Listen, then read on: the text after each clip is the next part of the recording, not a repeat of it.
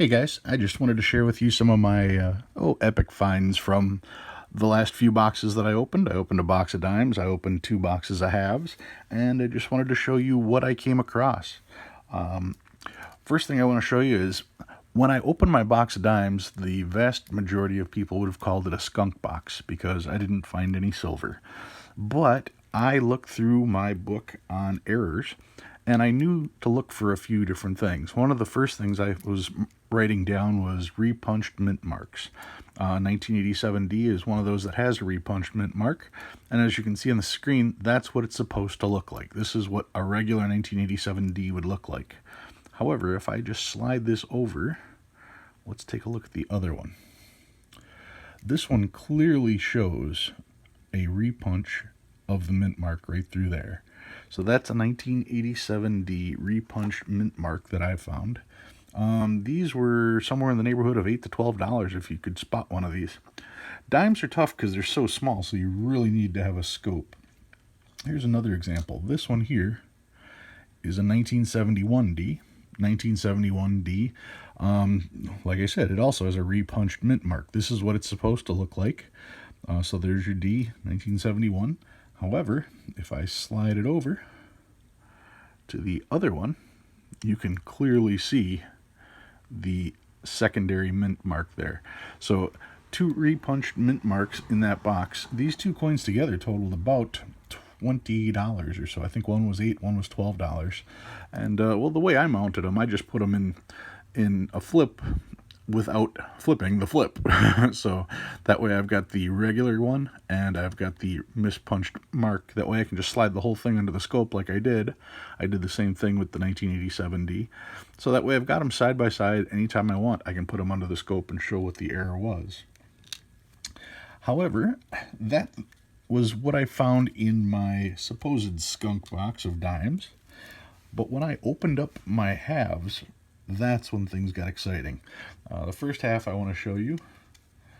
This particular one is a 1982. And, well, it's not silver. But if I put this under the scope, you will notice right here. Lost my pen. You will notice in this area right here, there is no FG. FG is supposed to be right here. Those are the engraver's initials. And on a $50, FG would be found in this location. This particular error, most people wouldn't even look at. They wouldn't know to find it because they're simply pouring through all these looking for silvers and looking for 1 or 2 specific dates. So it's pretty important to learn other things to look for in your coins because you may be passing up a fortune. So in those 3 coins that I had just shown, I'm probably up $35, $40.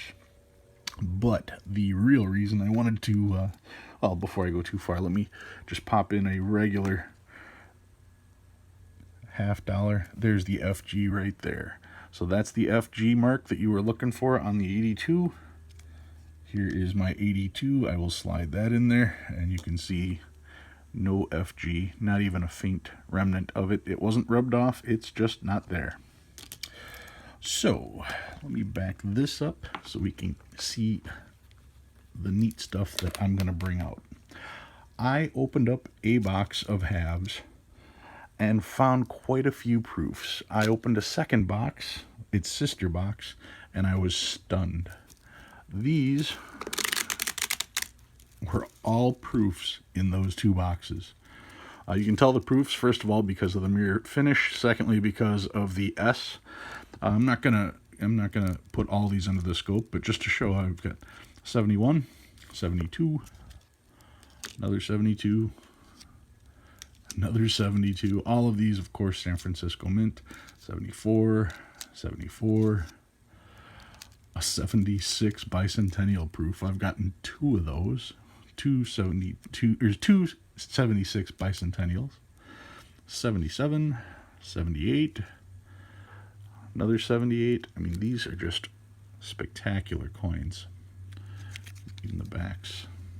All of these, just incredible proofs. And all of these came out of 2 boxes. So that's the 78s. I think this starts 80. Yep, 80, 1980, 81. Just to see so many coins with that mirror finish. 82, 83, all coming from just 2 boxes.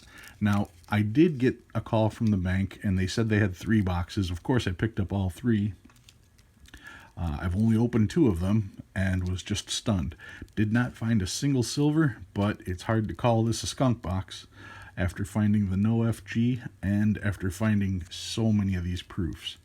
Now, oddly enough, all of these proofs are $3 to $5 until you start to get to the later dates. The later date proofs are actually worth $8 to $12 because they made a lot fewer of these, especially when you start to get into the stuff into the 2000s, because now you're talking about NIFCs, which they didn't produce very many of to begin with, and then the proof version of those. So we're already at 96, 97, 98. I mean, just all of these coins spectacular. There's a 2003 proof coin, 2003 S proof. I think this one was one of the $12 ones. So yeah, just amazing finds that I found in that box. I don't usually open stuff live because, well, I just don't have the proficiency to do it. But I did save 2 rolls from that, which I will open up. And I saved these 2 rolls. This one here, that's kind of a nice looking coin on that side, but on the other side it had this grayish look to it, and I thought, you know, that's potentially silver. So I'm going to open up this one, and this coin here you can see is decent on that side, but it is yet another proof coin as an ender. I actually have, I think, 3 more rolls that have proofs as enders, and I'm keeping those. But I wanted to open these 2 rolls live just to see what happens. So let me tilt this down just a little bit, and we'll see what we can come up with here. Maybe we'll find something impressive on a live stream. Crack this open, and let's take a peek. As I look, this was that coin on the end, and as I flip it, nope, just a dirty 1981. Now, when I do my coins, this is literally how I do them. I do them one at a time, checking each one for each specific date, looking to see if there was anything interesting on them. 74D, I know I have to check that for a double die. 72D, check for a double. 81. Now, I watch people go through these so quickly when they're going through boxes. It's like they're in a race to get through all of this stuff. And I don't understand that. I mean, there's so many different things that can be found. I actually have a little notepad that I use when I'm going through these, just to make sure I don't miss out on anything. 71D is a potential. Yeah, like I said, I don't normally do these live, but I was just curious to see what was going to be in there. 74 possible double D, or double die. 72 is a possible, so these are all stuff that I'm going to check out. That's an 82. But the other roll is the one that I'm going to be really interested in. I was kind of hoping that one was going to be silver to show live, but not my luck. And there's the bicentennial. And what do we got here? 2000. Okay, so not what I was hoping for there, but we know this one's got something in it because, well, there it is. Let's crack this one open and see what we can find.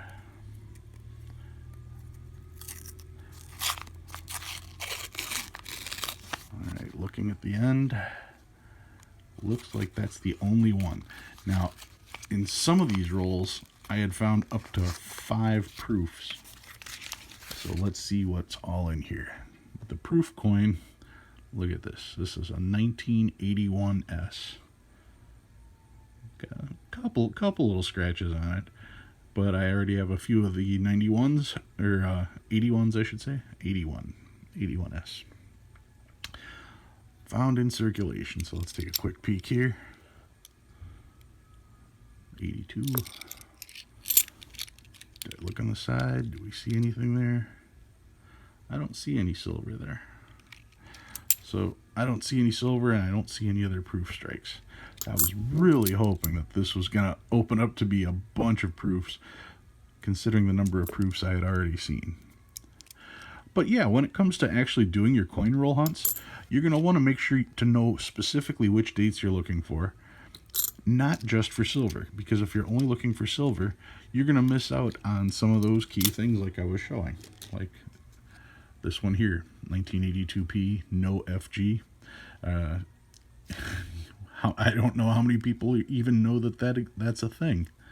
So yeah, you want to make sure to set your coins up so that they're in order by year, and then you can knock them out 1 year at a time and look for all those variants, because a lot of the money is actually hidden in these variants. When you think you have a skunk box, you may be pleasantly surprised.